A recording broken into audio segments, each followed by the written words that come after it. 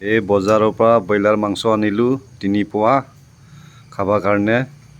লগতে আলু কাটি থলোঁ, পিঁয়াজ জলকীয়া চব কাটি ৰেডি।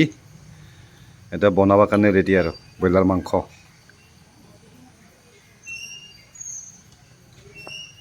ব্ৰইলাৰ বনাবৰ কাৰণে পিঁয়াজ জলকীয়া আগতে ভাজি ল'লোঁ।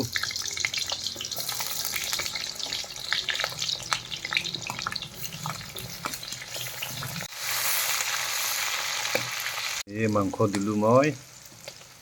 মাংসটো ভাজোঁ।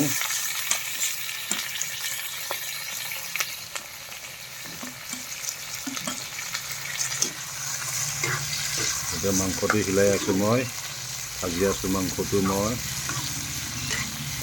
দিলোঁ লগতে।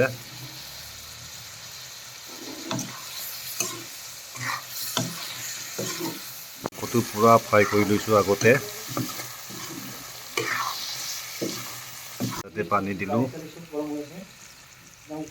Good evening, hello' guys. এতিয়া মই ৰাতি ব্ৰইলাৰ মাংস আৰু আলু বিলাহী দি বনাই আছোঁ। গ্ৰেভি হ'ব আজি, পূৰা গ্ৰেভি বনাই আছোঁ, এই ফ্ৰাই কৰি আছোঁ। পূৰা গ্ৰেভি বনাইছোঁ আজি, খাই মজা লাগিব আজি।